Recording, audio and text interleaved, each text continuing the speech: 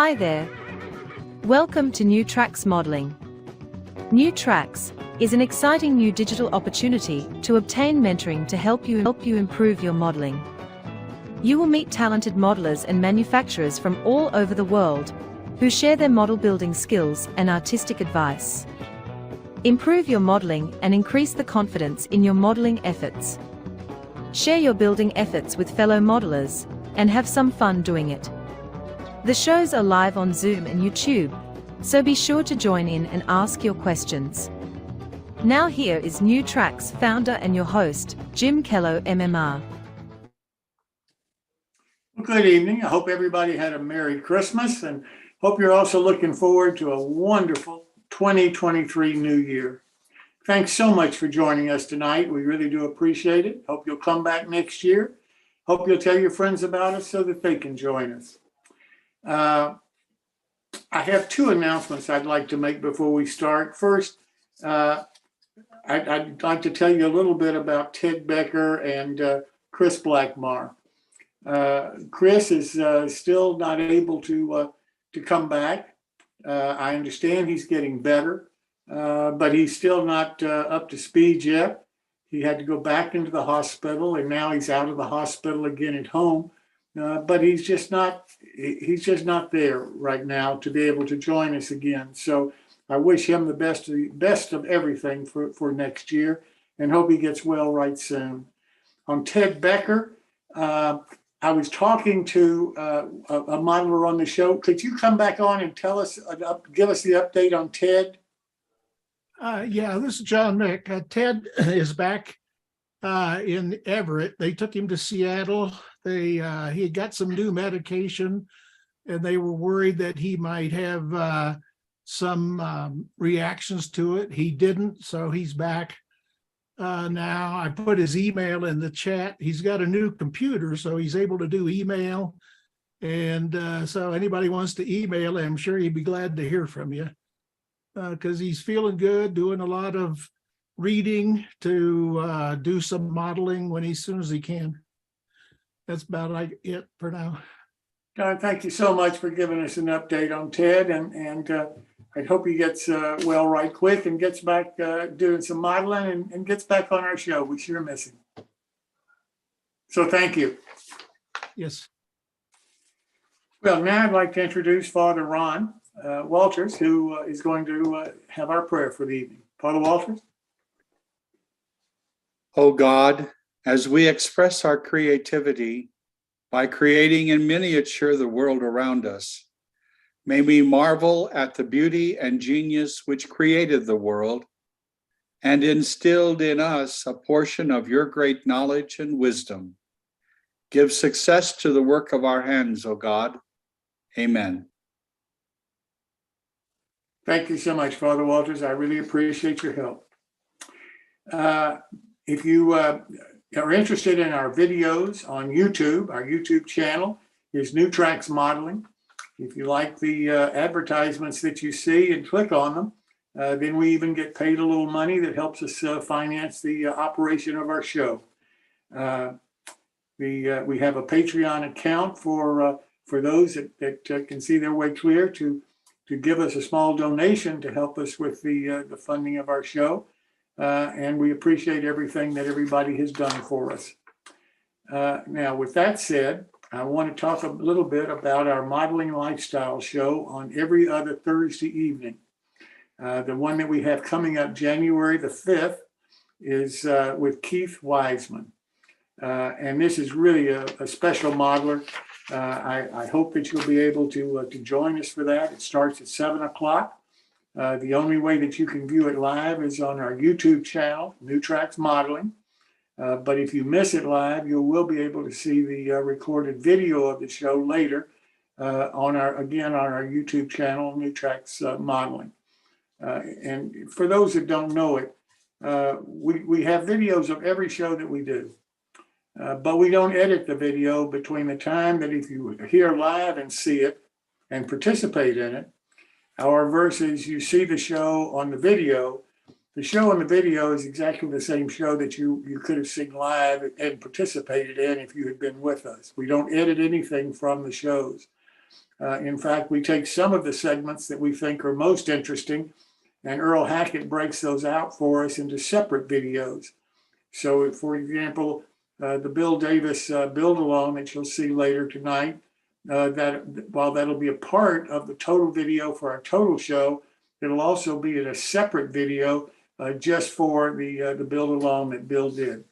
And we hope that that'll help you kind of see exactly what you want to see when you go back to look at the videos of our shows.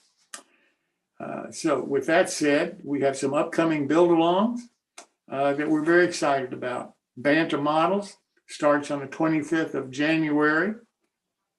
There's a 15% discount on the HO, SO, and the FG scale models of the kit that Bill is going to be building on the show for us.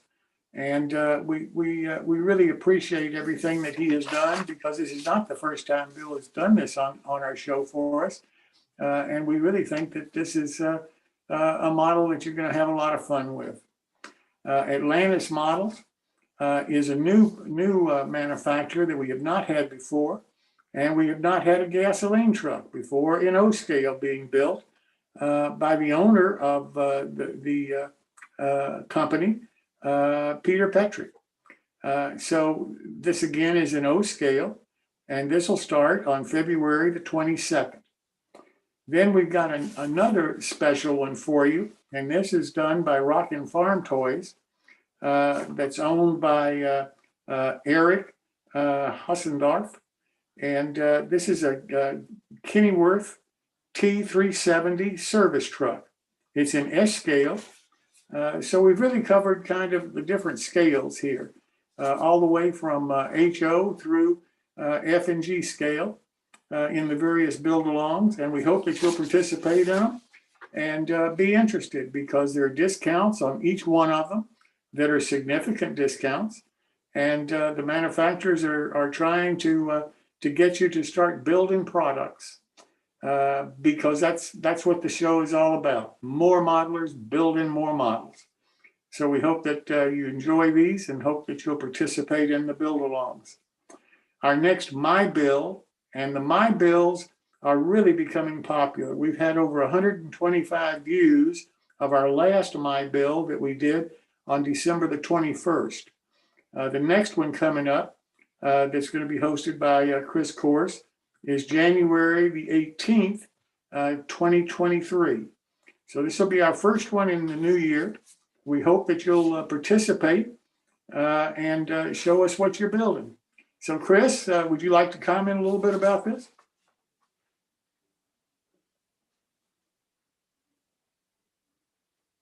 I guess not. Chris must not be with us yet or tonight.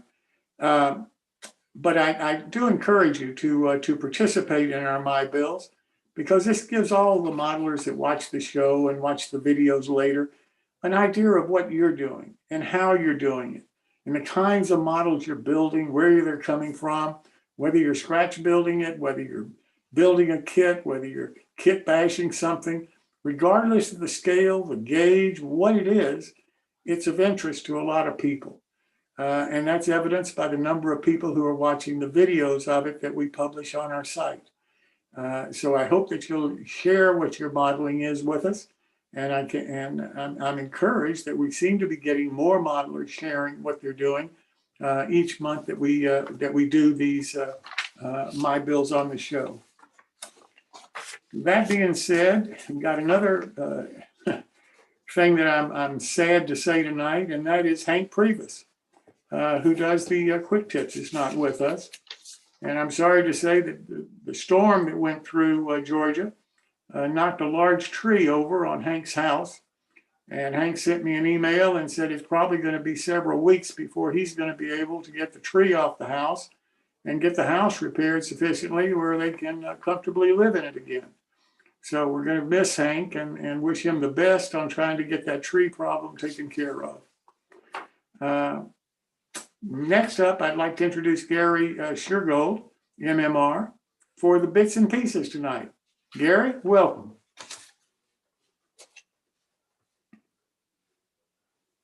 I think we're missing Gary also, Jim. The Oh. weather must be killing everybody.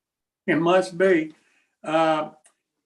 Next, I'd like to talk a minute about the idea that Jeff Thurston sent me about asking a question one show and then having people comment about it at a future show.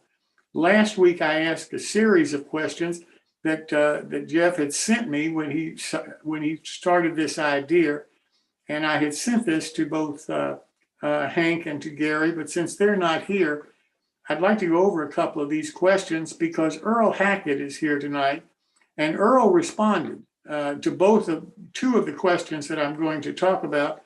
And Earl, if you will, I'd like for you to comment on them when I get to those two questions. The first one was, what use for super strong magnets do you have when you do your modeling? Nobody commented on that. So I don't know whether people aren't using the super strong magnets or they just don't have something to say about them. Second question was, what do I need to do to switch to dead rail? And this is something that I think Earl had a comment about. If I'm right, Earl? Yeah, I use CVP products, Easy DCC system on my layout, but they also make a product called AirWire, and it's intended just for that. With the advent of some fairly high capacity batteries, they even shrink it down to HO, and basically it runs. The power is on the locomotive, and it runs with regular DCC decoders. Huh, I'll be darned. Anybody else have an idea about what you have to do to switch to dead rail? Okay. Next question was, how do you keep your track clean? Again, Earl had a comment about that. Well, everybody and his aunt and uncle has a different way of doing it. And I found one method years ago, guys suggested it. And what I do is I use end grain balsa wood. Balsa wood has essentially no oils or anything in it to make it greasy or cause problems. It also has enough abrasive characteristic to remove tarnish and stuff from the top of the rail, but not enough abrasive to actually scratch it like a sandpaper, one of those old Bright Boy blocks. But to keep it clean, I put a couple drops, and I mean just 2 drops of this electronic contact cleaner. It's called LPS number 1. LPS is the company, and this number 1 is the product name. And 2 drops does my entire layout, which I just finished tearing out. I had over 1,000 feet of track, and you do not want much of that stuff on there. What it does, it's somewhat conductive, electrically conductive, but it also prevents oxidation. You wind up with a very, very thin film of organic polymer that sits on the surface. It's conductive, and I think I clean my track once every 2 years or something like that. The biggest problem I have is dust, and then if you run trains every day or fairly frequently, the trains keep the dust off the track, and you don't have a problem. Anybody else have an idea about keeping track clean? Yeah, this is Jeff Jordan. I've done a lot of looking at YouTube videos on the subject and tried a couple of different things. And I've landed on a fairly similar solution of first cleaning the track, though I clean the track with a little bit of mineral spirits, not isopropyl alcohol. And there's a lot of material about why you shouldn't use isopropyl alcohol and mineral solvents to get the railhead absolutely clean. And then I also agree with using an electronic contact enhancer that you use just a tiny little dab. The one I use comes as a almost like a gel or waxy substance, and a couple of little dabs on the track and let the train spread it around, and it prevents oxidation of the railheads, which is the principal reason you get an erratic operation. And when you're operating DCC with sound, you really do want clean rail because the sound will be interrupted by poor electrical contact. And I've found that this technique keeps my railhead nice and clean and the sound nice and clear. That's great. Anybody else? Well, let me ask you this. Anybody have a question that they would like to come up with now that they'd like to hear answers from people next month or next week?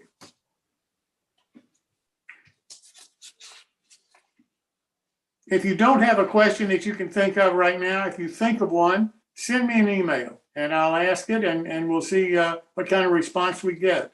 I really like this idea of asking the questions one week and seeing the kind of answers that people might give the next week, because I think that we may be able to get into areas that people are thinking about or concerned about or trying to figure out on their own, that aren't covered in the build-alongs or the quick tips or whatever.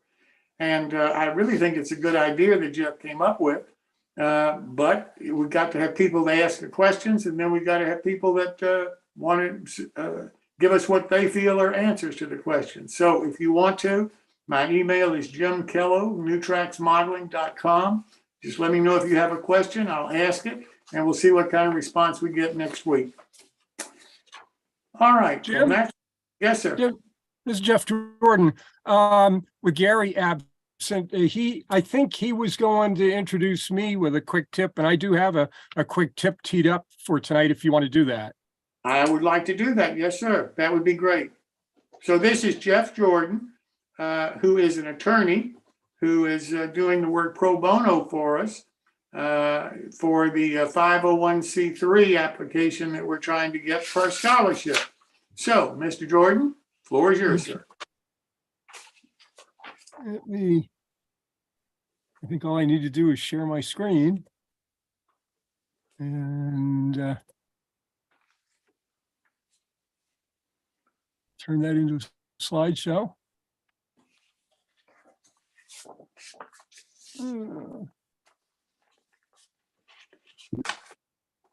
There we go. Okay, so this one tonight is using craft paints in the spirit of using things around your household that you can use for model railroading. This is about using the craft paints you find in Michael's and Hobby Lobby and Walmarts and the like, that, you know, some of us still have a stash of acrylic paint, model railroad acrylic paints, but they're becoming scarcer and scarcer, and we're using our way through the stash. And so I started experimenting with the just ordinary craft paints you find in the craft stores, and had kind of mixed results.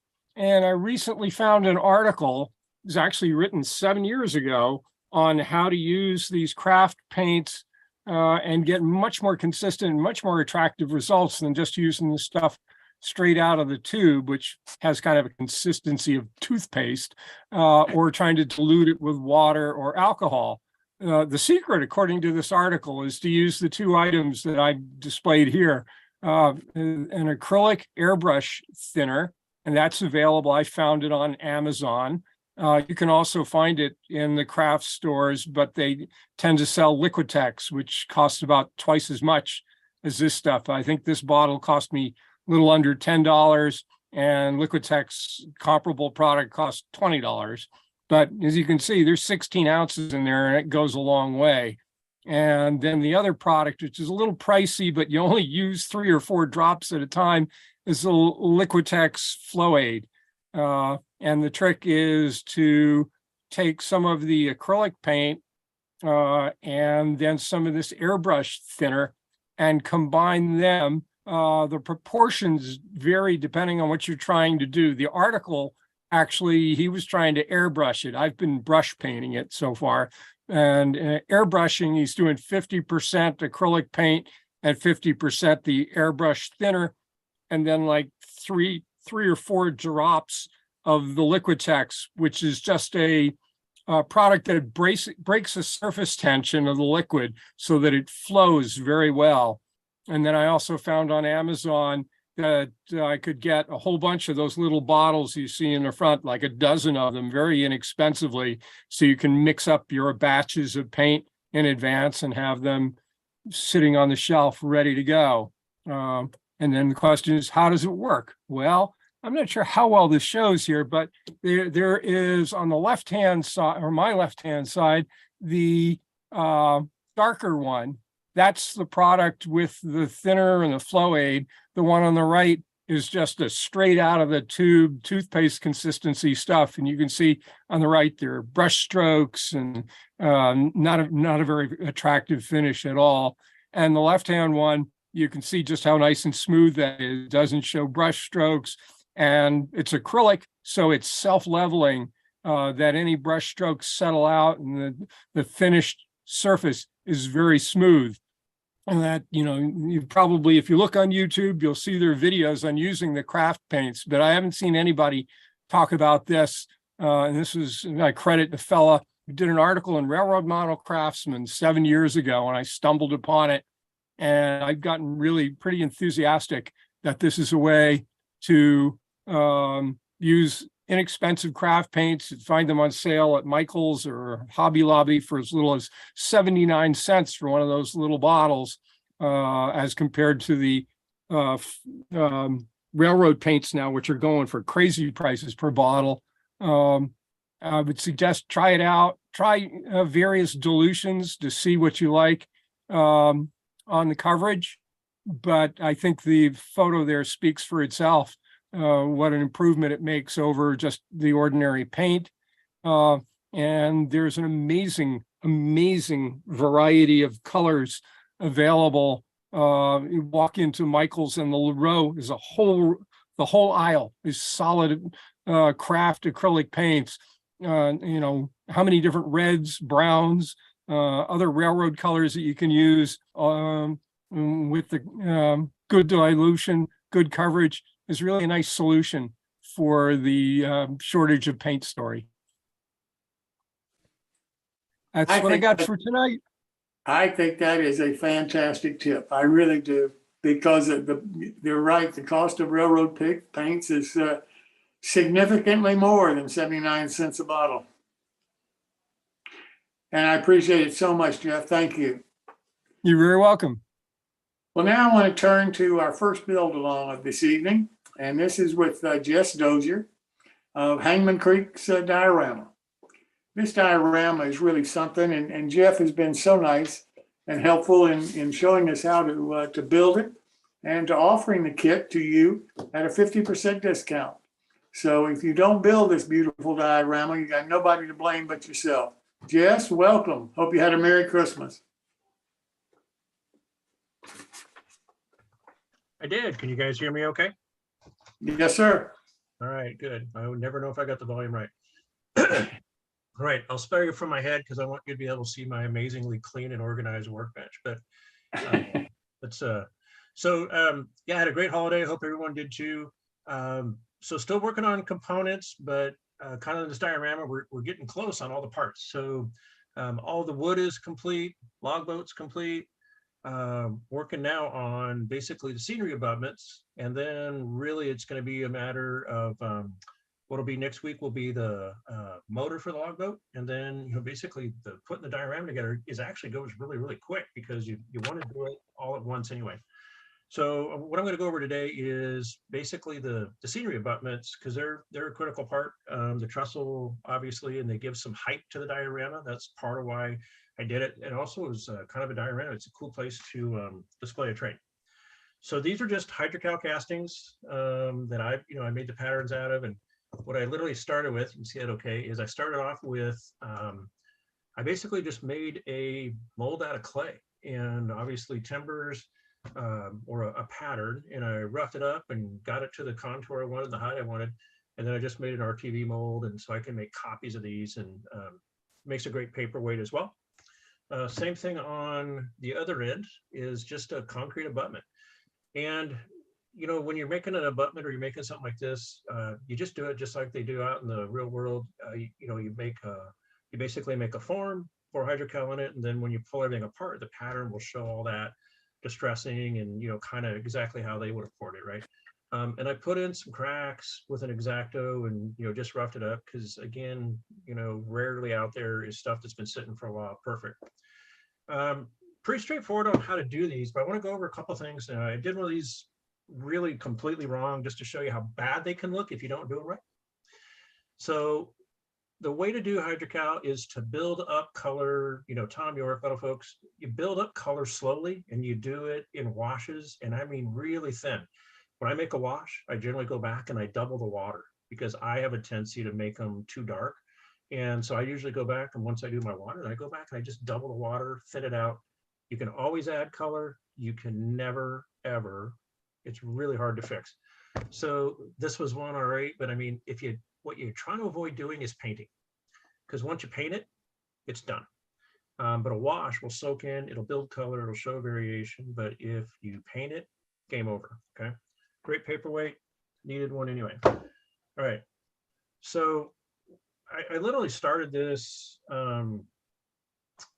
right before the beginning of the show today. And so this is going to lighten up some, but this is how fast this can be.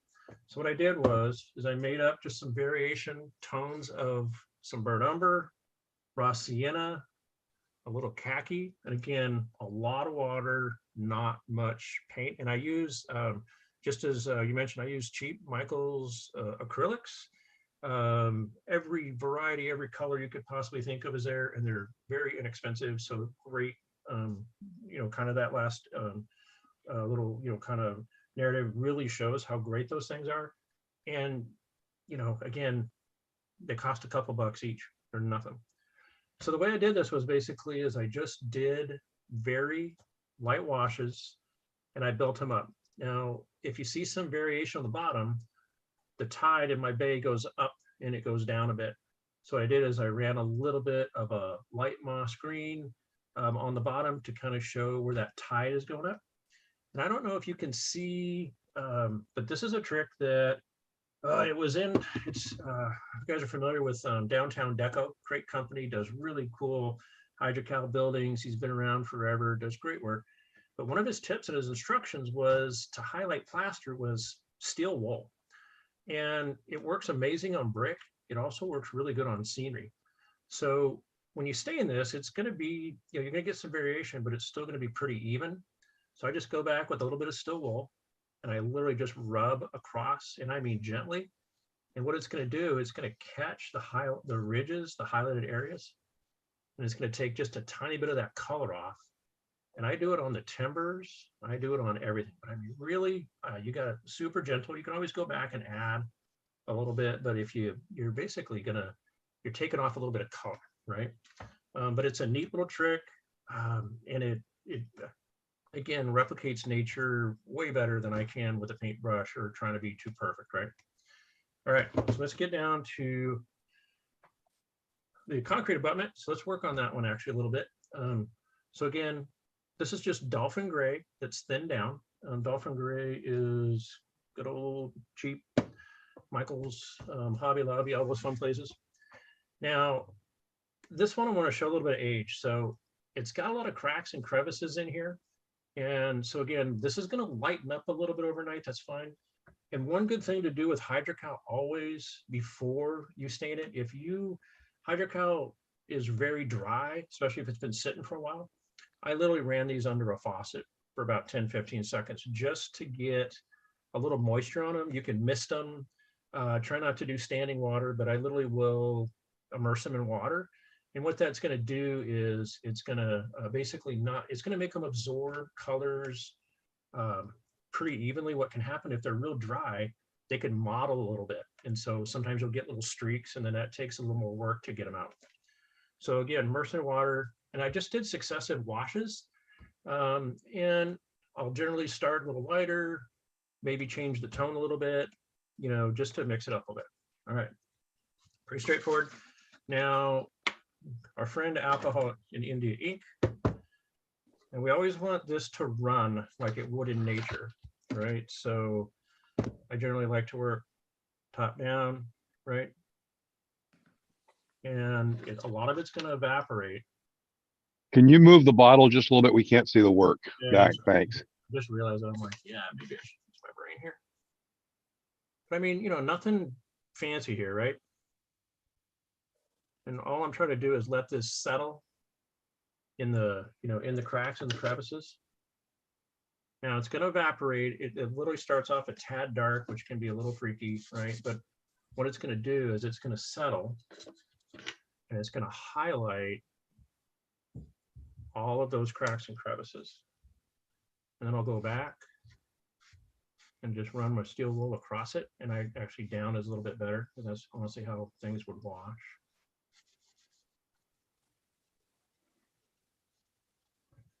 So we're really pretty straightforward, but I don't know if you can tell, but it really highlights the, you know, the cracks and crevices in here really well. And I'm a huge fan of, I love moss. I don't know why.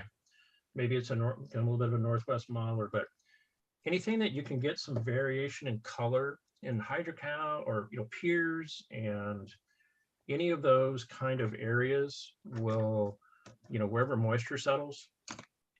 For me, it's just a place to introduce a little bit of color. And it looks like, you know, and again, you want to be real subtle with this because it's, again, this is actually AK Interactive. So it's actually, you know, it's a lacquer paint, right? So it's actually going to really cover real well. I just go back and just a little highlighting on top. Pretty random. I'll just work it off with my finger. Yeah, I'm always washing my hands over and over again. And the same thing along maybe, you know, wherever, you know, things would have settled a bit.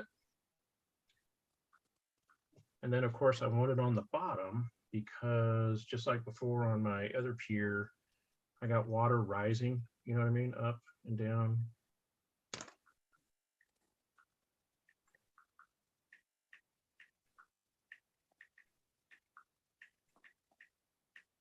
And if you do like this, maybe might be a skosh too much, but that's okay. I'm just going to take my steel wool and I'm going to work it off.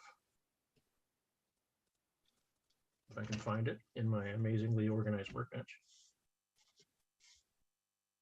So again, really simple, but little things like that sort of add up. And it, again, you don't have to take, you know, too long. So what I'll do is I'll go back. This needs to really, it needs to sit and dry to really get its tone right.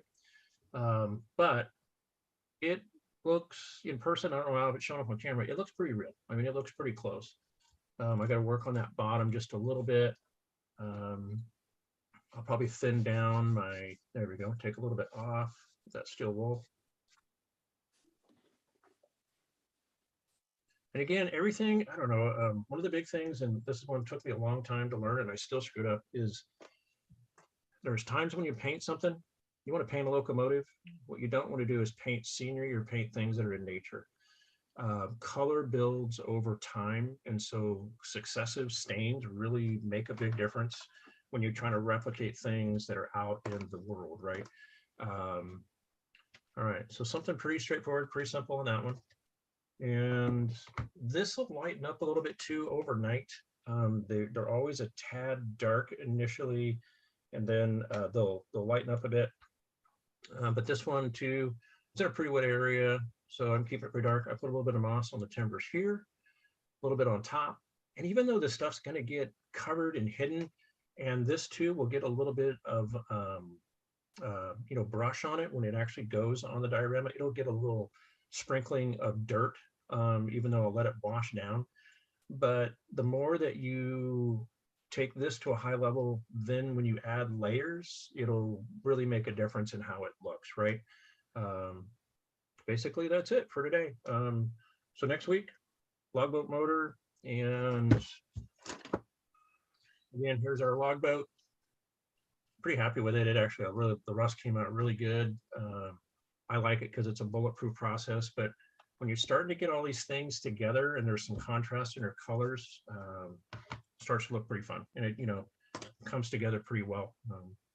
All right, that's it. Any questions? Oh, and I do have someone brought up the magnet piece earlier, and I meant to chime in, but a friend of mine who's a very good modeler, one of the folks I built the Hangman Creek with, he actually takes the small magnets and he embeds them underneath his rails, basically as uncoupling ramps. And so what they do is he actually puts like a styrene post, and so he marks where these are. He buries them under in his roadbed. He hides them, but they literally, it took a little experimenting, but he puts one under each rail, and it literally acts as an automatic uncoupler. So what you do, if you roll the car up and you get it centered over where these are marked, it will actually force those couplers apart, and you literally have hands-free, 100% no touch uncoupling. It's amazing. You know, for years we fiddled with the picks and all that stuff, and then he, the guy's got a little bit of a weird brain. He just said, you know what, I'm going to try this. I'm going to figure it out, and it's amazing. It's an O and 3. It works for HO. It works for O, but it's a pretty cool use for him. But it's nothing's more fun than actually being able to run trains like real trains, to push a car up or locomotive, stop it, back up a little bit, and it literally will, you know, push itself apart, and you can literally push that car wherever you want and drop it off and go back. So that is a good use for the magnets. Takes a little bit of work, but it's pretty cool. All right, that's all I got. Yes, I wonder if you could give me his name and a contact, because I'd love to have him come on the show and talk in detail about how he does that and show us.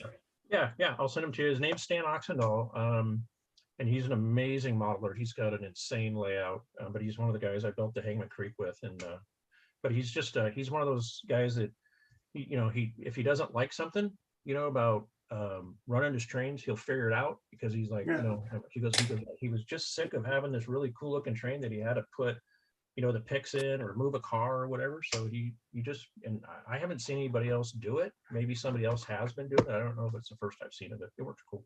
But yeah, I'll send him his name. So if you could send me his email and contact, telephone number, whatever, I would appreciate it, Jess. And I've got a question for you. Right. You talk about the stains and so forth. Do you start with the browns, with the greens, with the blues, with the reds? Is there certain colors that go on first, second, that kind of thing? Yeah, so whatever you want to set the color of, so basically the first color you put on a hydrocal will be the predominant color. Everything else will not absorb nearly as well. So the general rule is whatever you want it to be is what you need to start with. So if you want a gray, you know, a light gray, you need to start with light gray. I generally like to work lighter to dark, because again, you know, that simple rule, you can't fix this, right? It's done. But you can always add color. So again, lighter to darker, but whatever in hydrocal, the first color absorbs, that's going to be 80% of the color. And then after that, basically, you know, maybe, you know, just random areas, you know, that you want to highlight. And when I do something too, I try not to be even. I did not paint this the same tone everywhere. I started, and it's hard to see maybe on camera, but there are subtle, so in other words, a little bit of a shade here, a little bit of a shade here, right? Just so you get a little bit of variation. You're just trying to avoid painting, but yeah, prominent color first, lighter to darker, always. At least, and that's what my brain says. Whether that's the right way or not, I'm not sure. So even the dominant color, you would start with a light color first of that dominant color, whatever it is. Yep. And then you would build, and then you'd build on that. Yep. Yeah, and I literally don't not put alcohol and India ink on. I don't put it on something. So like this mixture right here, I can tell it's getting a little bit too strong. I'm gonna have to add a little bit of alcohol to it, but it's either this, or you can do, like when you do scenery, a really great way to highlight rock is at the very end is to do a black or dark gray wash, because what it'll do is it'll highlight all those crevices. I generally, when I'm going to do a big area, I'll do an acrylic wash. If I'm doing little stuff like this, I just use my alcohol, but it evaporates, right? So it's pretty controllable. And then go back and dry brush. Dry brushing is really important because it'll go back and it'll highlight, it'll take a little color off. So, yep. Anybody else have any questions for Jess? Jess, thank you so very much. Hope you have a nice new year, and I look forward to seeing you next year. Yeah, I think I'll be talking to you guys, or I'm looking forward to Keith's segment. He's a good friend of mine and has helped me a great deal. So I'm looking forward to him. He's a fun guy. Anyone get the word out? He's got a great personality. He'll be fun on the show. That's great. Thanks so very much. All right, see ya. So now I don't see Bill Davis here tonight. I hope he's not ill. I know that he's been here the last 2 weeks, not feeling very well, and it bothers me that he's not here tonight because it scares me that he might not be in the greatest of health. So I wish Bill all the best, and hopefully we'll see him next week for the continuation of his build along of the Richard Rand's model. So now I'd like to go to Phil Edholm for the clubs and NMRA, local clubs and NMRA divisions. Phil, welcome. Thanks, Jim. I appreciate the opportunity. Tonight, actually, I have an interesting guest who's actually a compadre of mine out on the West Coast. Walt Mizuno is with us. And what I'd like to do is really try to ask Walt a few questions about his roles, and first kind of his role in the NMRA. He's very active in the daylight division of the NMRA, and kind of talk about what he's been doing there, and actually some interesting events he's involved with that I'd also like to talk about. So Walt, first, why don't you introduce yourself and tell us a little bit about what you do from a model railroading perspective. Thanks, Phil. Well, anyway, as Phil said, I am the director of the Daylight Division of PCR. I'm basically the equivalent of Phil and his Coast Division. But some of the things we are trying to do as a division is to get more people involved, not only new people, but also the existing membership, and having them participate in some of the activities we have. So we've got, a weekly meeting that's on Zoom, and anywhere from maybe 10 people up to about 15 or 20 people is a typical meeting for us. It's again once a week on Tuesdays. We're trying to go out there and also recruit new members on a personal basis. I like encouraging the young people who show an interest in model railroading already to get involved, and we invite them to operate on our little layout at my son's home. And we're trying to partner up at Fresno State, which is a local university. They are offering a model railroad competition, and that's going to be held in April of 2023.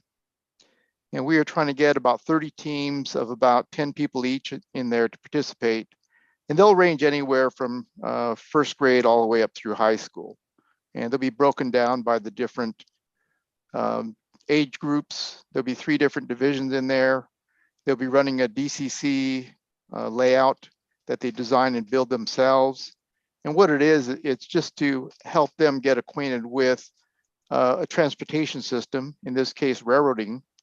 And they'll be operating passenger trains between cities. And in our particular case, we've got a map of California that's printed on a sheet of foam, 4x8 sheet of foam. And they get to design their own track work. I've been mentoring the grad students who are working on the project and showing some basics, because they come in with very little understanding of model railroading. So we're going through everything from laying out track, soldering track, wiring. I'm helping them program the DCC locomotives right now, and we're just trying to get it set up so they can act as coaches for the teams that come in. Walthers has stepped up.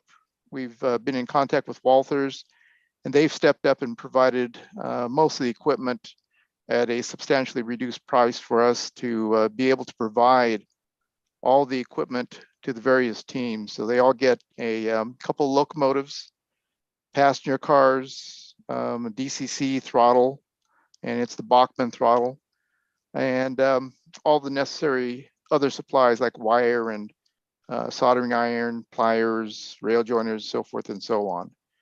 And on the day of the competition, they'll be doing a timed run where they operate their miniature railroads like the real thing to generate revenue.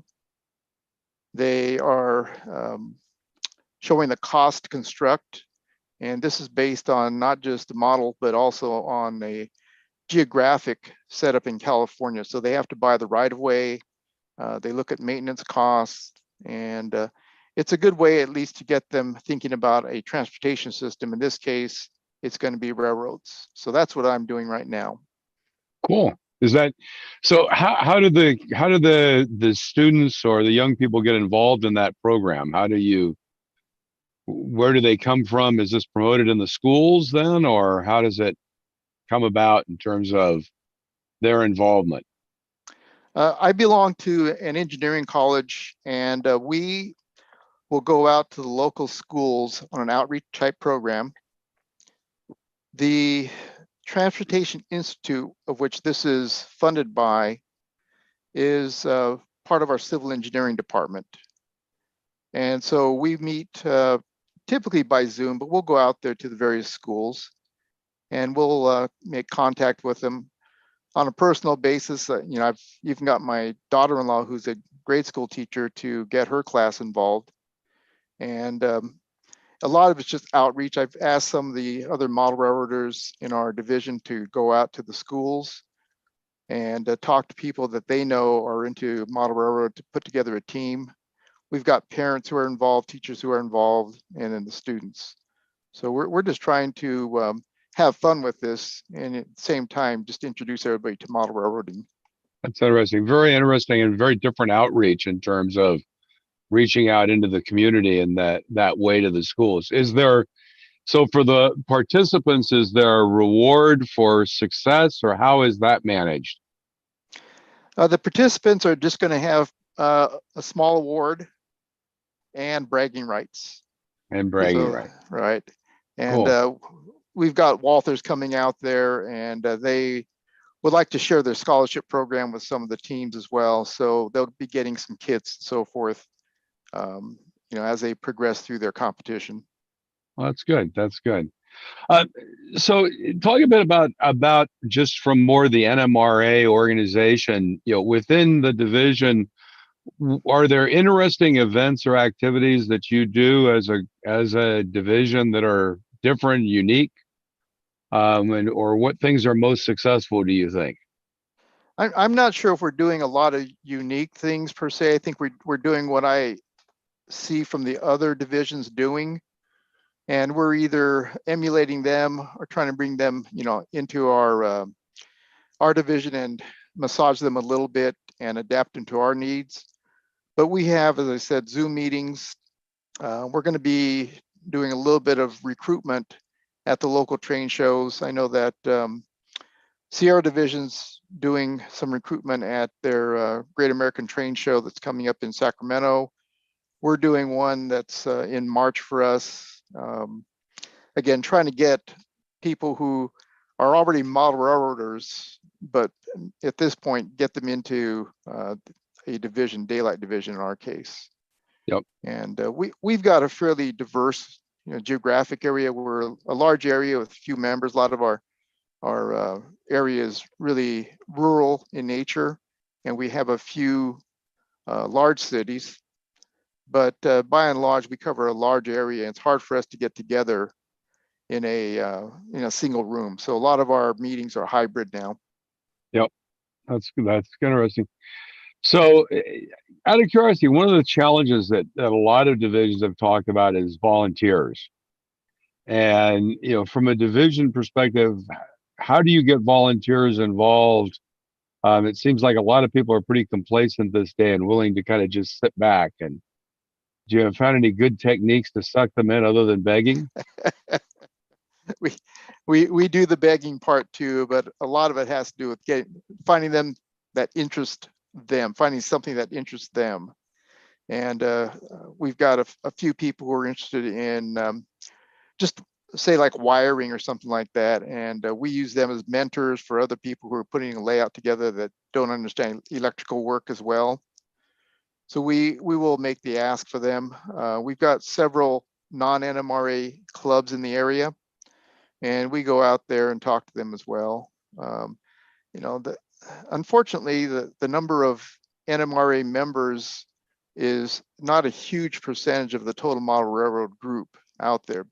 So we're trying to make contact with a lot of people that ordinarily we may not see. Yep. And I've got one of our members is putting on a weathering clinic, kind of like a modeling with the masters type of thing. So he wants to do that for the students, or not just students, but just other model railroaders. And whether the members of our division or not, we're just trying to get them to, you know, do things with us. See value in participating and being part of the group, of the organization. So it sounds like recruiting is predominantly at kind of the trade shows locally, but I think the students thing is very interesting. You know, talking about the mentoring, you had the concept. How do you get people aligned with those people in the division that have those mentoring skills, like someone who's really good with DCC? How do they get aligned with someone who needs their help in that, from a mentoring perspective? A lot of it is just word of mouth. You know, somebody will come in and say, hey, I know a fellow that is pretty good at weathering or DCC, say programming with JMRI. And we just put them on a personal basis. We'll say, hey, get in touch with this person. Here's their email, here's their phone number. And most of these people, especially our MMRs, are very good at reaching out and contacting them. That's good. That's good. So I know one of the things that you're also involved with is, because of the transportation there, is I think some things relative to the high-speed rail in California. You could talk a little bit about that. I thought that was very interesting. Right. The high-speed rail was started in the valley, and basically the route is now being built along from Bakersfield north through Madera. And it runs through the city of Fresno. But that is one of the large donors of this model railroad competition. We, through the Transportation Institute, are trying to feature all different forms of transportation. This year just happened to be model railroads, or railroads in general. And I just happened to be there when they started the competition, so I just volunteered to help out with them a little bit. Some of the other things we do that I've noticed, I volunteer at the State Railroad Museum up in Sacramento, and it's amazing just the number of people that come through there who are from our area, but we did not know who they are, and they're interested in helping out as well. Right. So we run across them in various ways. It's just interesting. If you just get out there and let them know that you're available, they usually reach out and form some partnerships and bonds. Yes, I think events like that or locations like that are good places to meet those modelers in your community that are not part of a division, part of the NMRA. So I guess, kind of to close, what unique learnings would you if you had to identify a couple of unique learnings that you'd want to communicate to other divisions that you thought were successful, that you've done that you think are fairly unique, what would they be? I think we're looking for opportunities that aren't readily apparent. One of the things, as I said, this model railroad competition, it may not be done after this year. It may be done every year after this year. We don't know, but it just happened to be one of those things because of COVID and everything else was delayed a little bit. Yeah. And it's now, just a good activity to get everybody involved. We're promoting it as a family activity, right, where the parents can go out there and work with their kids and just get involved and actually learn something along the way, not just in model railroading, but in just the history of the area, how railroads run as far as the economics of railroads, transportation, things like clean air. That's a big thing for this area, in that the high-speed rail is going to be powered predominantly by electricity that's produced by solar means. So we're trying to get off of a carbon, lower our carbon footprint. Yeah, it's interesting that the partnering with a upper, an upper level educational institution, university level sounds pretty interesting. And that also gives you a lot of access into the other educational systems. So that was a good way of doing that. Kind of an interesting way of creating something for younger people. Well, Walter, I really appreciate it. The time to come in and talk a few minutes with us. And do you have any questions for us or any final comments? I just like the format of this show. With Jess talking about the washes and everything else, I think those are good tips. We do our Tuesday night meeting locally, and one of the things I really enjoy about it, just getting to hear what everybody's doing on their layouts and what progress they're making. And sometimes we start a discussion as to the best way to do it, and usually you learn something. Yep. And that's good. That's the whole goal is the mentoring, as you talked about earlier, getting people together, exchanging those skills. So, well, thanks, Walt, and I'll bid you adieu. And Jim, we'll turn it back over to you. Thank you very much. Walter, thank you so Thanks. much for being here with Phil tonight. Your comments are really, I think, extremely well done. And I really do appreciate you taking the time to join us. Thank you, Jim. Appreciate it. All right, so next up, we want to talk to you about what New Tracks is doing for a scholarship program. And as you know, we have 4 people on our scholarship committee. Bob Davidson is chairman of it. And then we have Phil Edholm. And then we have Kevin McCumber. And then we have Jeff Jordan, who is a retired attorney. He is off counsel now with a Washington law firm, Arden Fox Schiff. And they have agreed to do pro bono work for us for our 501c3.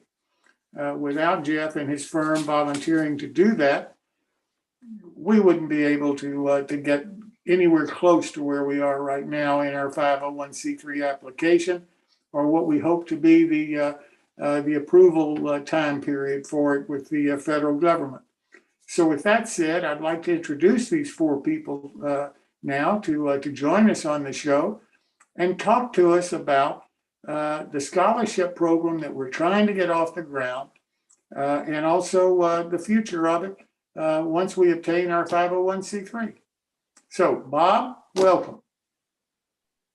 Thank you, Jim. And thanks for all you've done to get this thing started. You and Phil, I know, have been working long and hard on this. And for all of us, the others that are involved on the committee, it really is an honor. And just to give a little background, I think one of the challenges I think that we face as a group, and it's not just us, is that we're aging out of our own hobby, and we need to find ways to bring younger people in and to encourage them. It was so nice listening to Walter and the programs that they're doing to get young people, to encourage them to continue their modeling and learn more skills. So kudos to you, Walter. That's just fantastic what you're doing out there. Phil, do you want to start the slideshow, and then we're all going to kind of tag team this and talk through it? So the scholarship will be called the New Tracks Modeling Mentoring Scholarship. I like the to graduation and beyond. I love that. One of the things that we'll be looking at here is what we've discussed is what our mission is. And like I was saying before, with trying to make sure that our hobby, what so much of us love, continues. So our mission is to encourage young modelers to develop their skills and maintain their connection to model railroading through mentoring and educational opportunities. That's what New Tracks Modeling is all about, and that's what we see this scholarship playing a part in. And then our vision statement, so basically how we're going to achieve our mission, will be to provide financial assistance through educational scholarships and grant programs.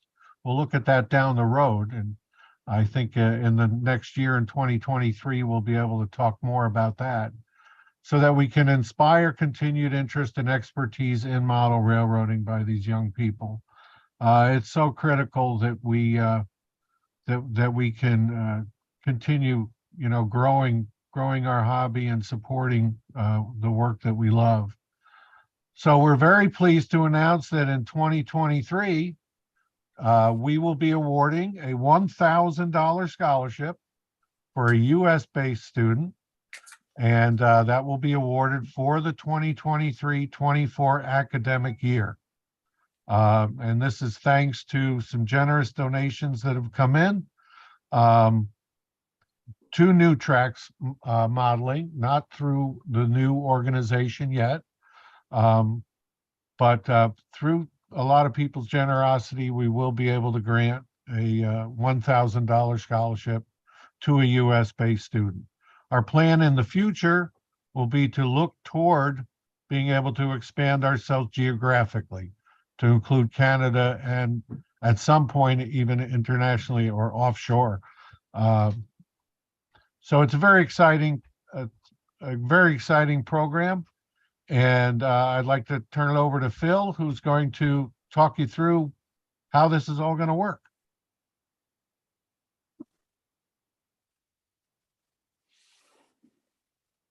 Helps if I unmute myself, finding the unmute button there.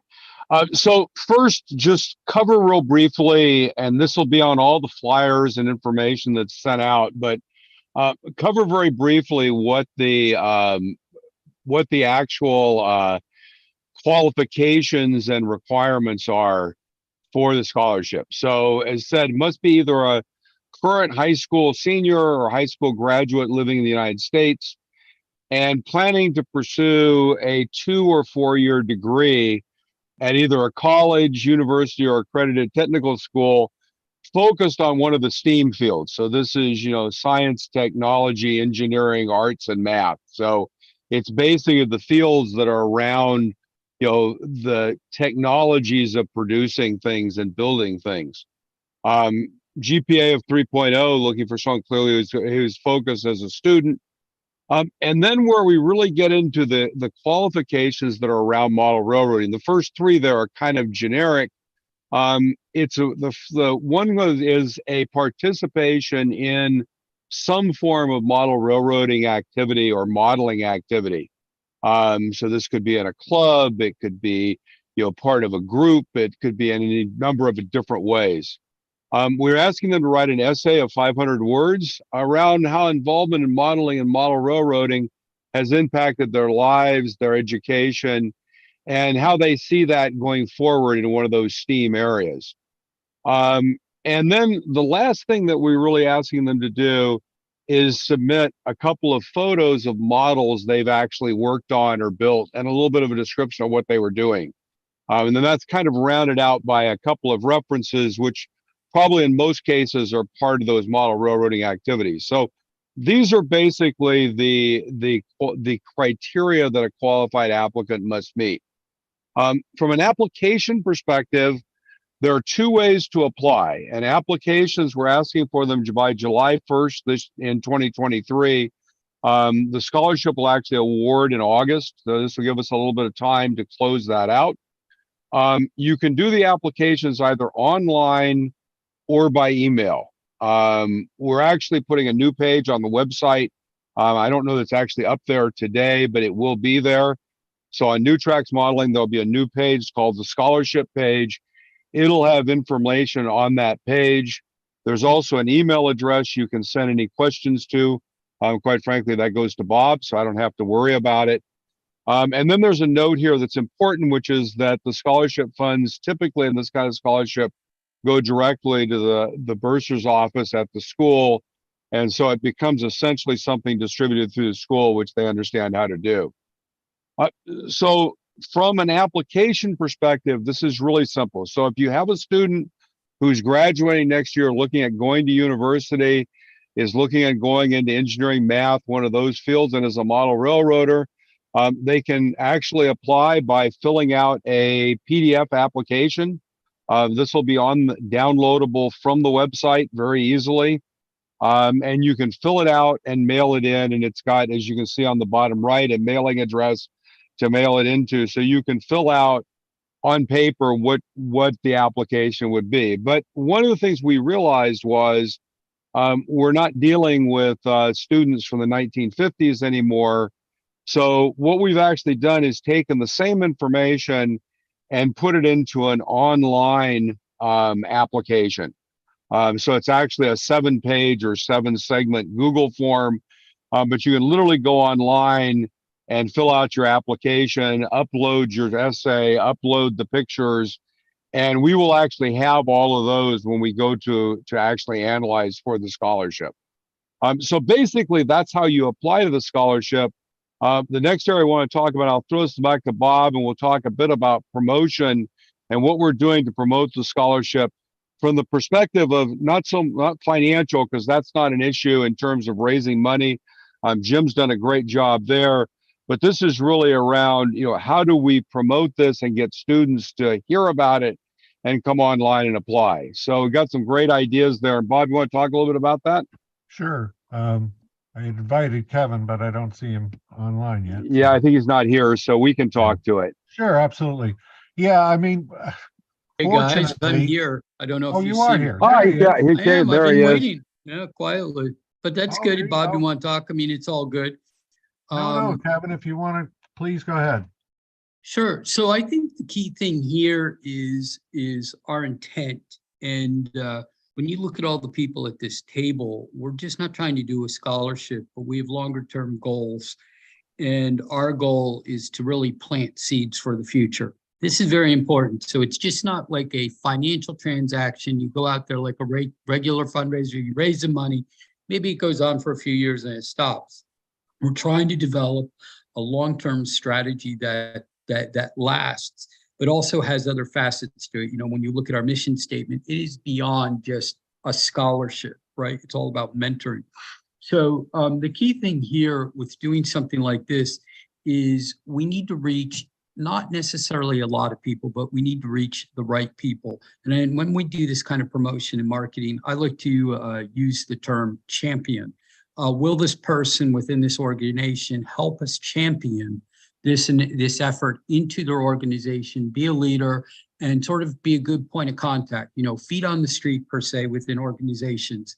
So the initial part of the promotion is to identify what I call the low-hanging fruit. These are the obvious people. That's people within, say, for example, the NMRA, TCA, a second string of champions can be created within, I guess, the first round are the more prominent model railroad clubs that have more money themselves, but also have a bigger pool of people involved, which can involve young people there. They very well maybe have the candidates right there in their own club. So that makes that easier for us to find people. And of course, this goes out to other things. There's a newer term in marketing now that is utilized. Maybe you folks have heard it periodically. It's called influencer. And that's really a person who influences the public. It's often used in social media. In our world, it would be YouTube. So a number of people jump out there. Some of them are businesses, some of them do varied things. But for example, one good influencer is Harry Henning's Trains, if you're familiar with him. Or you could have Chris Magno, who runs Chris's Trains and Things. What's interesting about him, Chris is the principal of a high school. He's pretty well known on YouTube. He's got a great following. So that's what we need, our influencers, people that would help us not only spread the word, but help us long-term grow. And so, for now, Ed and I are building the database, how we want to use it, how we, because it's got to be a functional thing. It's just not a thing of collecting a whole bunch of names. It takes maintenance. It takes, reaching out to people, takes some nudging to do all this. But for now, if you want, you can give my email. If you can say, hey, this guy or this woman would be a huge influencer to help us on a scholarship. Send their name to me and I'll do that work for now. But that's where we're going. I'm open to suggestions. The the number of names I mentioned there is actually quite a bit of work. So we don't need to rush into, thousands of names. If we could get a couple hundred really solid names, I think that's a success. And by the way, what do I call success? As all of you are aware, if you email or call somebody, it's hard to get a call back and it's hard to get an email back. So this requires sort of a two-prong approach. And all good marketing, when you send out an email, often it requires a phone call behind it. Hey, did you get the email? So we really need quality people. It's quality over quantity.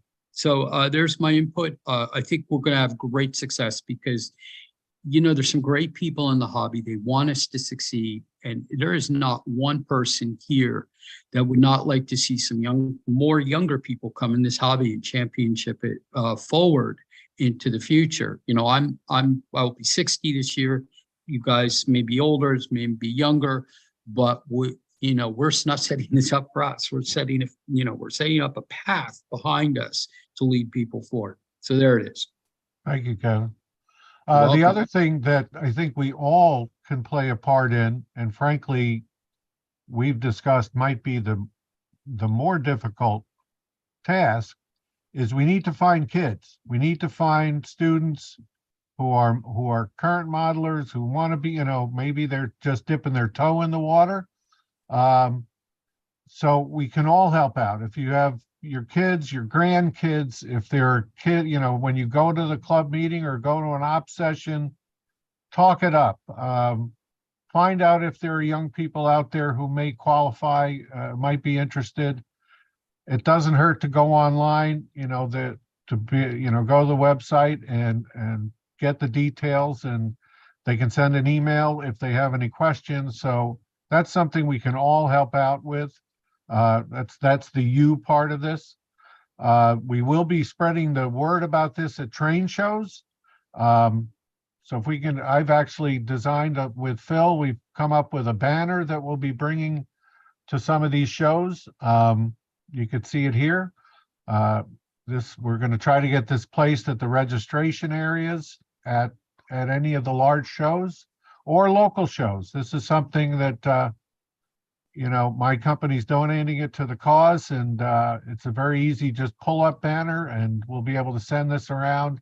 We're hoping to get it at Amherst for the big show over in Springfield, the end of January, and obviously down in Timonium and any other shows that you have in your area. If you're willing to bring it in and, talk to the organizer and get this set up so that we can, any kids that come to the show, hopefully they'll see it and they'll be able to scan the QR code. It'll take them right to the site. So Yeah, Bob, I think that's a really good point. So we are going to have some flyers. One of the things we'll do is we'll generate kind of a text email that we'll send out that you can put in an email, or you can put on a, Facebook or groups.io group about it. Everything that we're doing, the flyers and everything, have the QR code that you see here on the on this banner. So the pop-up banners, about 6-7 foot tall, but it's got a QR code. So all the students have to do is just take a picture of the QR code, and they can instantly go up to the website, get the info downloaded, and start applying to the scholarship. Because one of the things we really would like to do is get some number of applicants, so there's a bit of a richness of choice in terms of finding the right person to reward with a scholarship. So basically, I think that's really about it for this year. I help us get engaged with promoting it. I think the next thing probably to talk about a bit about is what comes beyond 23, 24. So Bob, you want to talk to the kind of the goals of next year? Well, briefly, and then we'll turn it over to Jeff. So as we say, right now we are funded for this year, and for many reasons, we won't be soliciting any more donations for this year's scholarship. Down the road, obviously, one of the other things of seeing how many students will apply for this is it will give us a good idea of what our potential scope is. We're hoping to be able to see 10 to 15 applicants this first year, at the kind of the top end, and it'll give us a target. It'll show us what the possible interest is so that we can look at future our future model here. So, but Jeff, you want to speak particularly to how we're looking to move ahead? Sure. In order to scale this up and to offer more scholarships, larger scholarships, and also to expand the activity into other educational and mentoring activities, we're going to form a new entity, a corporation, which will apply to the Internal Revenue Service for recognition as a public charity, which of course will make contributions to the entity at that time once it's formed and recognized, tax deductible to the donor, tax exempt to the entity, and perhaps most importantly, by receiving recognition from the Internal Revenue Service, which does require an application and some screening by the service, will establish this as a bona fide charity, which is important, especially to corporate donors, that they will recognize that we have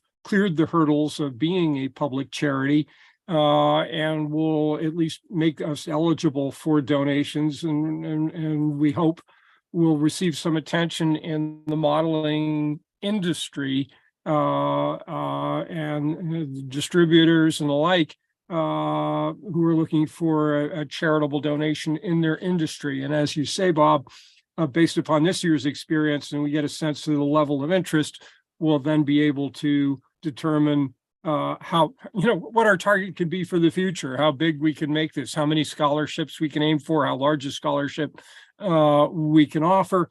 And all of that is currently in the works. We're actively working on forming the corporation. Very shortly thereafter, be working on the application to the Internal Revenue Service, which are the two threshold items before we can begin to solicit contributions to this new public charity.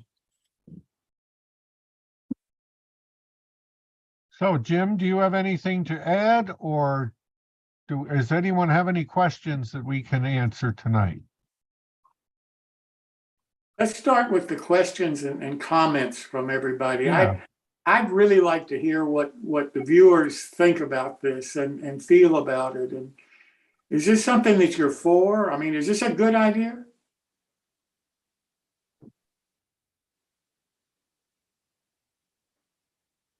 Hello? They were a small but silent crowd. Well, I hope some of you can speak up and tell us how you feel. You don't have to mention your names or anything, but how do you feel about this program? It's the only program out there.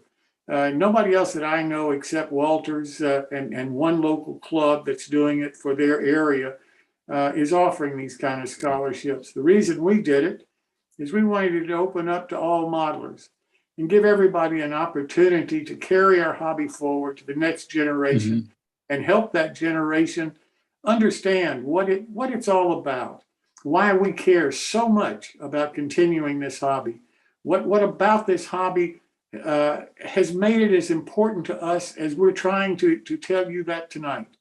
So, if I may, I'm going to throw somebody under the wheel, which I know for doing. We sort of have an 0-30 celebrity here on the line.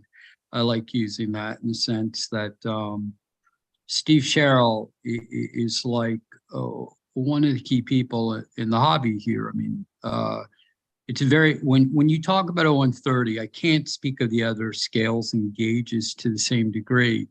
We're a maker scale. And, Steve has, an incredible layout. I mean, this is sort of like, I like to use the term enterprise when a layout gets to a certain size. But he's also published, his layout's been in magazines, and, within the hobby, he's also a mentor. Recently he's mentoring me. I mean, here I am 60 years old and I'm busting my ass trying to figure out certain concepts, what you would think as an engineer, things like that are easy for me, but they're not. And so, I think, Steve is one of the people, or maybe he's quiet, but he's been one that's been influencing the hobby for a really long time. And I know he for sure has to see the value of trying to carry on his legacy within there. And it is going to come from the youth. And it's just not going to come from their age, but it's how they approach the world, you know, with technology. The way that a young person sees the hobby today is not the same way that we saw the hobby ourselves even 10 years ago. Who knew you could download a file off the internet and print yourself a locomotive engine? People are like, what? And it's getting better. And so I think that nurturing, you know, so there, you know, Steve, what are your thoughts on this? And do you have any thoughts about the approach? I mean, you've been in the hobby a long time. I mean, you've gone through like multiple changes in the hobby as well.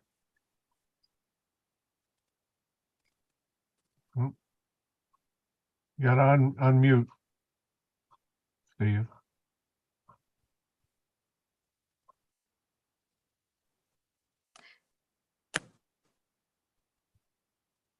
Can you hear me now?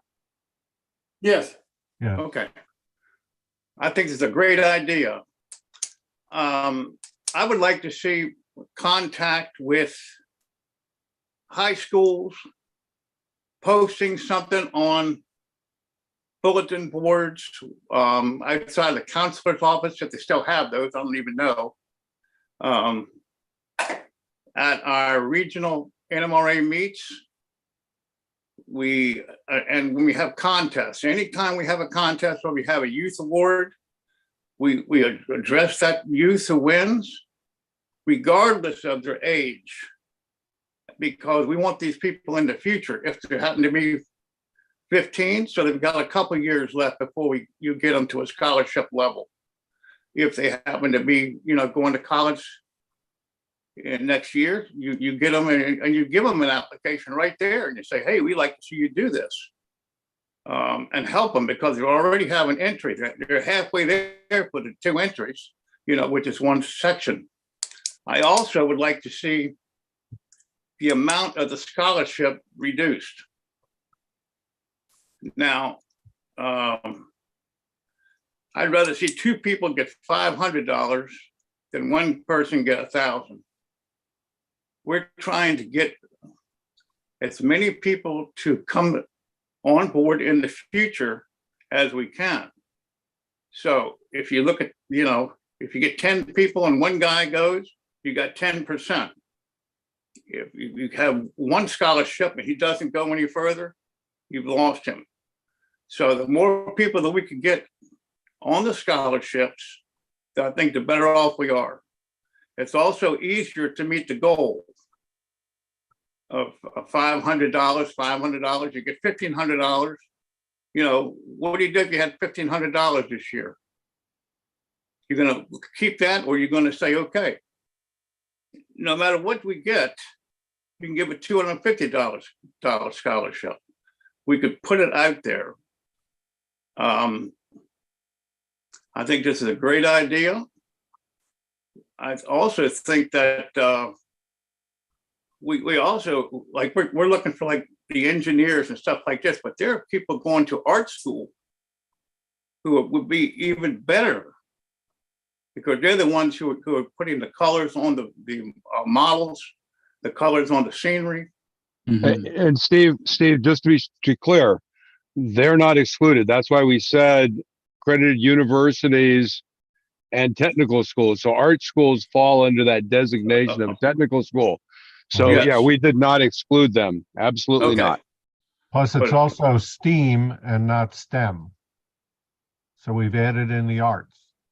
Okay, great. Yeah. You know, I want to address your thing on the finances. I won't speak for the broader board or Bob. Mhm. You know, I think there is merit to what you say, but you know, with this kind of crowd here, okay, and I'm looking at some of the names there. You got, I don't know everybody. I do know Rich Randall there, who owns a business.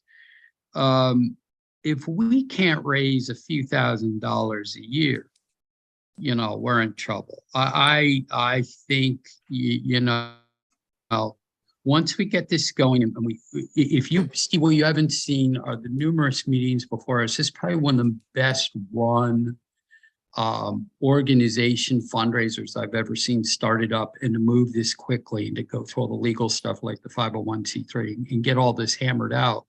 I don't know that raising money is going to be a problem. I think $500 is too cheap. And then that puts a burden on us maybe to raise more money. I can tell you my one son's books this last semester were over $1,000. And that's pure extortion. It's a Ponzi scheme in the university. So we sort of all looked here going, okay, well, maybe don't look at this paying tuition, but maybe this can pay your books, and that's a good amount. I think we're obliged to be. $500 doesn't get you much in college anymore. I don't mean to be dismissive, but I think we are obliged as a team to at least hit the 1,000 barrier, but see how many we can do. We also don't know what. We don't know somebody, we don't have any manufacturers yet. We broached the topic with them. It's been sort of strange. People have been sort of stingy with their money. Jim and I have been involved in a number of things. And it's like, for me, $500, what's $500? I mean, it's nothing. And I'm a small business. And Kevin, I think the other thing we should point out is for 2023-24, this is a New Tracks Modeling sponsored scholarship. We're doing it, as we said back, remember we talked about this 2 months ago, 2.5 months ago now, that as we raised some funds, the funds that weren't necessary for the operations of New Tracks, to pay for the Zoom, to pay for the website, to pay for the costs, the costs we have for New Tracks as a operating entity, those funds would go to the scholarship. And that's in fact what we've done, what's been done here in 23-24. As we move forward in 24-25, we're going to have a much more defined program. Hopefully, as Jeff said, we will have a 501c3 at that point.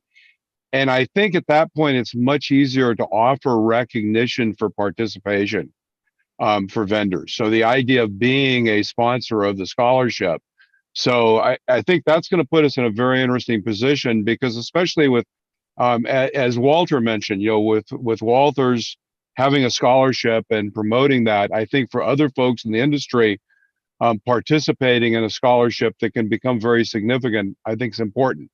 So I think that really for me is very positive. I think everything says that we're going to be able to do a great job of raising money. And by the way, that becomes something for everyone here. If there's someone you think should be, part in donating, to suggest it to them and get them involved. But we're not going to worry about that until probably Q2 of next year. So until we get the 501c3 in place, we don't want to worry about that.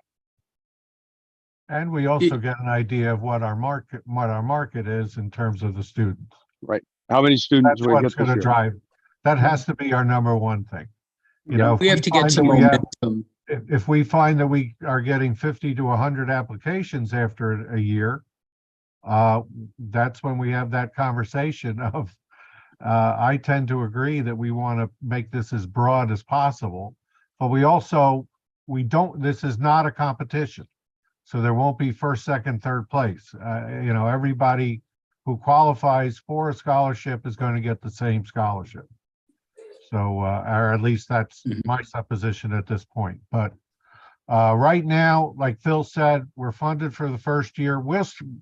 There's that old saying, we don't know what we don't know yet. So there's a lot of things that we're waiting on in terms of the new corporation, and certainly the IRS finding is going to affect everything. So once we have the 501c3, we'll be able to really, I think, help all of you help us and help the kids a lot, better, because we'll know then levels of contribution, number of scholarships, what our goals are, etc. So Dan Cohen had two questions. I want to make sure we cover them. The first was, will the donations be invested to maintain and grow the fund? And I think we addressed that the intent is not to have this be, have a dowry or whatever it's called, an endowment.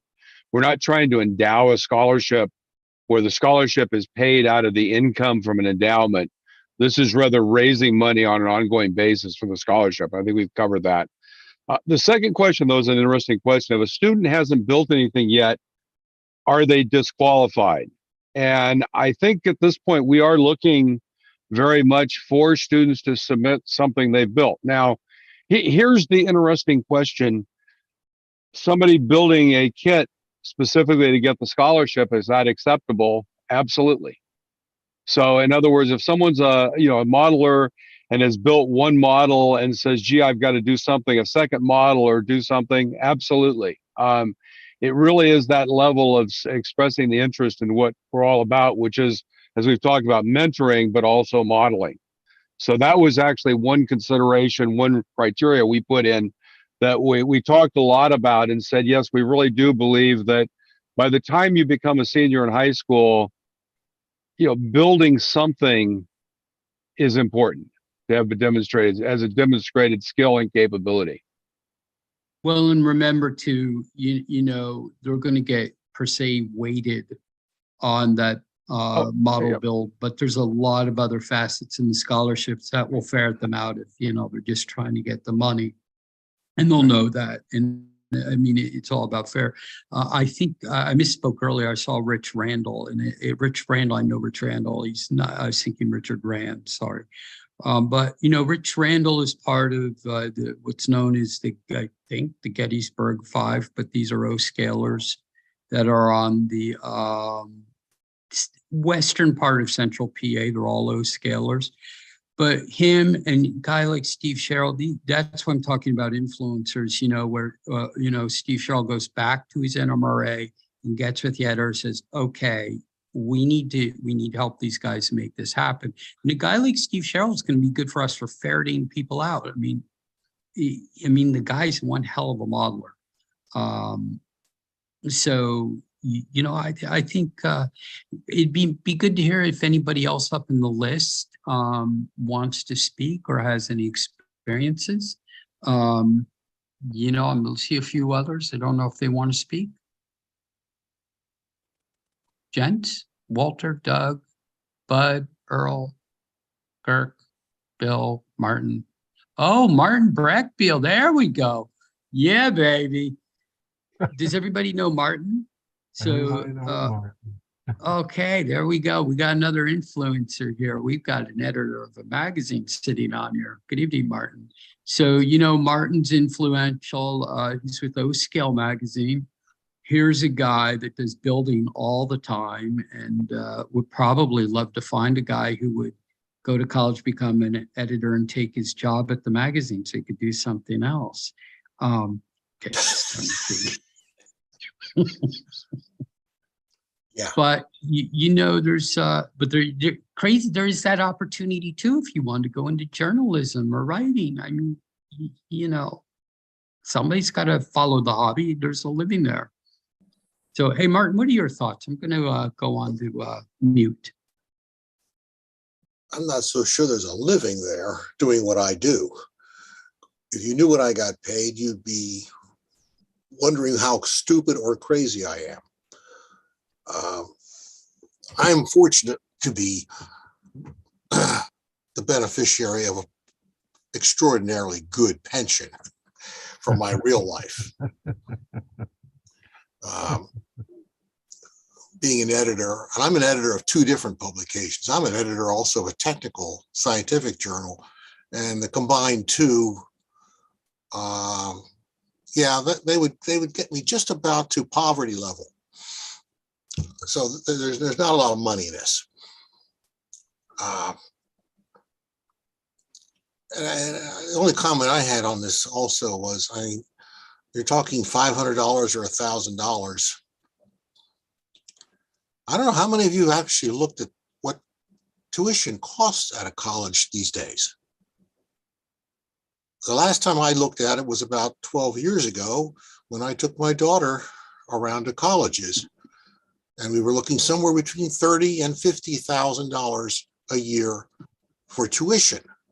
And that's just the tuition. Talking double that for room and board. And you're talking about $500 pay for books. Well, 30 years ago, $500 wouldn't have paid my books for my second degree. So, I mean, I think you're gonna have to get a little realistic on the amount of money that's being offered here. I mean, you got to start slow and low, I guess, because that's the harsh reality of things. You know, you can't just go robbing banks unless you're Willie Sutton. But, you know, it's got to be attractive to make people sit down and say, well, I need to fill out an application. What am I going to get for the application? I'm going to get a pot full of beans. Well, you might need help for them more than that. Mhm. And, you know, it's tough. Yeah, we're I think looking we'll at be that, fine, looking at Martin. other You know, organizations. I think the difference is you've got some business execs sitting here at this Well- table. We know how to run businesses, which helps Well- us compared to a lot of organizations. And I don't have the money concern. Our biggest issue is we're Okay. not a 501c3 yet. And so Well, we that's can't a get big one. jumping on the money yet. No, that's a big one. You've got to get the ducks lined up, and that's one of the first ducks. Right. And Absolutely. And remember, and so I think it's really important, the folks, corporation too.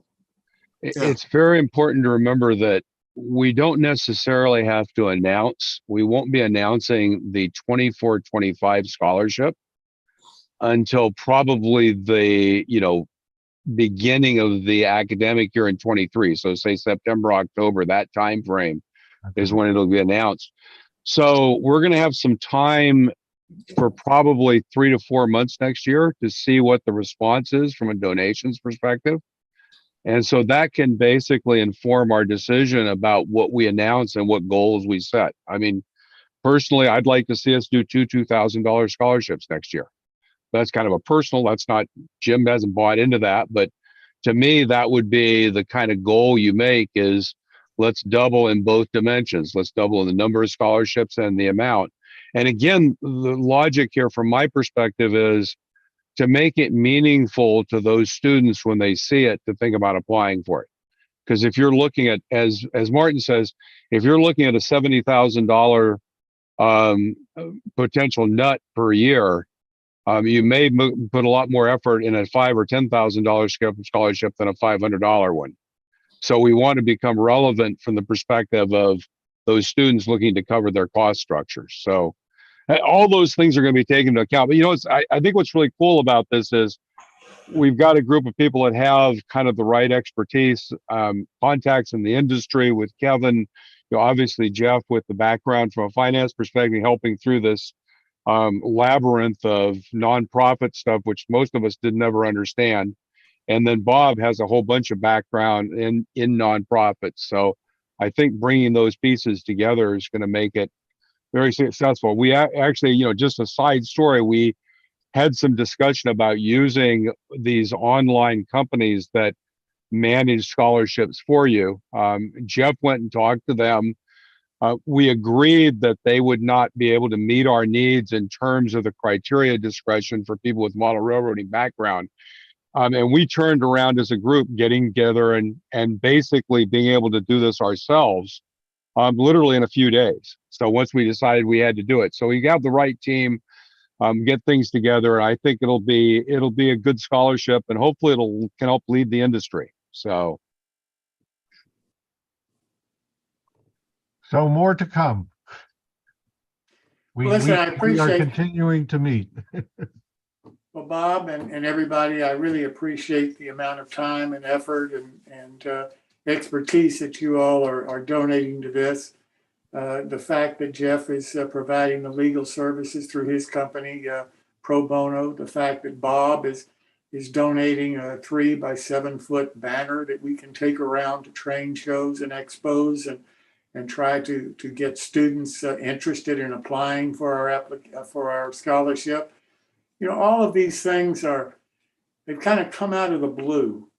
Sure, we raised enough money in a short period of time to offer a $1,000 scholarship. We're the only modeling group that's not a corporation that's ever done that, as far as I know. We'll be the first ones, and we're learning as we go. The first 10 people that contributed when we opened the Patreon account have donated roughly $600 over the course of a year. for our programs. Well, that went a long way to cover the $1,000 scholarship, just those 10 people. And yes, we've had some other donors that have raised and given us significant amount of money. We've had people challenge other modelers to match their donations. One modeler gave a challenge for $250, another one for $100. Sure, I'd love to see more of that. But at the same time, we had to make a decision. We've achieved our goal that we started with of one $1,000 scholarship for the first year. So we have the money in the bank, or will be shortly in the bank, to pay for that. We wanted to cover the cost for another year of the operation of New Tracks. We will, in a short period of time, have enough money in the bank to pay for that. And we wanted to cover the cost of the fees that we're going to have to pay to the federal government and to the state of Florida to qualify as a nonprofit corporation and to qualify for a 501c3 consideration. Well, we've raised enough money for those fees, at which point we said, okay, let's stop raising money right now and let's look to the future. Where do we want to go? Where are we going from here? Well, $1,000 scholarship was a first step, and I looked at it that way. It was like the second step of when I decided with Dylan Lambert 2.5 years ago to start New Tracks on Zoom in the first place. I had no idea what we were doing, how it would go, whether anybody would even watch it or not, whether we'd even have a New Tracks in 2 years. Well, now I have greater views of the kind of show that I think people want. And I think what we're doing is what they want, at least the viewers that we're getting. Are we getting tens of thousands of viewers? No, we're not. Are other model railroad people on Zoom getting thousands and thousands of views? More power to them. We're not getting those kind of views. We're getting 400 or 500 views per show once a week. But as far as I know, we're the only group out there that is giving you a once a week show, good or bad, every week, and we're doing it live. And the video that you're able to see of that show later on our YouTube channel is exactly the same as the show if you were on it live. We're not editing anything in or out of it. If it's bad when you saw it live, it's going to be bad when you see the video. If it was good, it'll still be good. Well, when we decided we were going to try for the scholarship, we set this goal. We didn't know if we could even reach it. We had no idea whether you'd support us or not. And what you've done is, yes, you supported us. You've covered our cost. You've done what we asked you to do. Well, we're going to be asking a lot more of you. Right now, we need somebody to cover the Amherst show for us. That's going to be the last weekend in January. And Bob has donated to us the 3-foot by 7-foot banner that his company, Exhibits and More is the name of his company, is producing for us. Bob tells me it's super easy to set up and to close up and to ship back and forth. So we need somebody that's going to Amherst show to take it and to set it up for us and to get it back. Jim, Dylan goes and he lives only about 35 miles away, but I didn't tell you that. Okay, that's fine. Then maybe you can talk to Dylan on our behalf, Kevin, and see if we can get Dylan to take it to Amherst for us. And if I'll investigate that this evening. And if so, if he'll do it, if you could tell Bob, because Bob then can make arrangements to get it to Dylan and so forth, and we'll take it from there. We have somebody then for the Timonium show. I think that's, what we're getting is just fantastic. When we were talking earlier, before we even started this show, to Earl Hackett, and I said, we need somebody to go to Timonium and put the banner up. Earl said, well, I'll do that. I'll go do that. And, Scott Gear, when I talked to Scott said, Jim, I'll give you a table. It won't cost you anything. I'll donate the table to you and everything. In fact, if you'll send me information. I'll send it out to an email to all the vendors and the participants that are Jim, going to come to Timonium. Dylan has already said yes, so that's taken care of. You're welcome. So thank you so much, Dylan. I appreciate it. So we've got somebody now that'll take it to Amherst. We've got somebody now that's going to take it to Timonium. What's the next show? When is the show that Al Judy does? When is that coming up? Is that coming up before June? We have 2 shows. We tentatively have the all O scale show in the first week of April, excuse me. First. I'd love We have somebody. that, but we Well, have, so- that's still tentative. We'll see if that goes. Al says it is, but we're sort of watching the world as it is. So, but Harrisburg in June, that would be a big one. And that's where Steve Sherrill will be there with me. And we can give him a cattle prod and tell him to beat people to give us money. So that would work. Well, if you can talk to Steve, maybe you and Steve can take it to the June show and to Al's show too for us. That would be great, Evan. And Jim, one other thing that just so everybody kind of is aware, we will have right after the holidays a 2-page. So think about it as front and back flyer Yes. that you'll be able to distribute. So what we'll do is we'll put that up on Google. It'll be downloadable as a PDF. So you can just download it and print, 20 of them and take them to your club and hand them out, or put them up, or print them not double-sided, print them one on each side and put them up on a bulletin board at your local hobby shop. So this is kind of a way of getting it out there. So we'll have that available right after the first of the year. So next time probably we get together, we'll talk about it, but we'll send out a link so you'll just be able to click and download it. So this is our thrust right now. You heard the gentleman that Phil interviewed in California talk about the lengths that Walters is going to try to participate with those youth out there. And part of the reason they want to do it is to get people to apply for their scholarship. Well, Walters is offering 2 $2,500 scholarships a year right now. As far as I know, that's what they have done this year. They may increase that next year. I hope they do. What we can do next year, I don't know right now. How many people are out there? I think there are a lot of kids out there. I think there's a lot of parents out there that would love to be able to help their kids pay for college. If we as an organization, and we're not an organization really, we're a bunch of volunteers that care about our hobby and are trying to continue the hobby as we think it should be continued. As we know it has benefited us in the past, we're trying to pass that knowledge along and that enthusiasm along to the next generation so that our hobby can continue. Well, part of that, in my opinion, is helping them with their education. And part of that, in my opinion, is possibly providing a career ladder for them after college. That's why I got involved with the Association of Professional Model Makers. Do I think that they have a role to play in our scholarships? Of course I do. Why?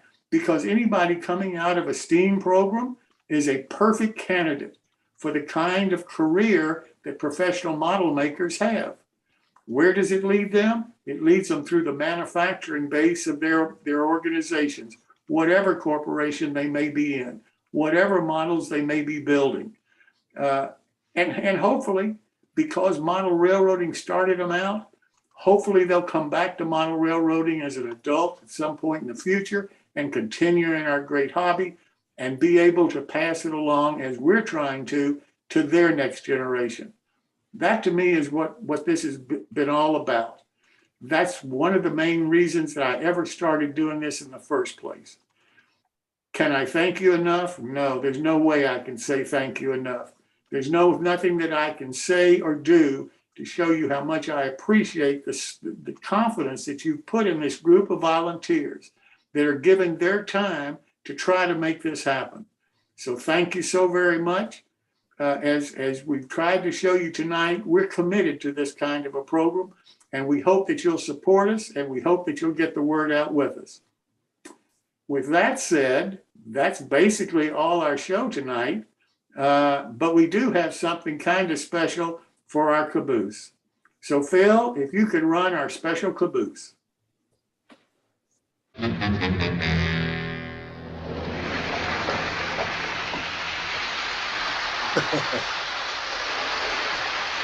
Mr. Adams.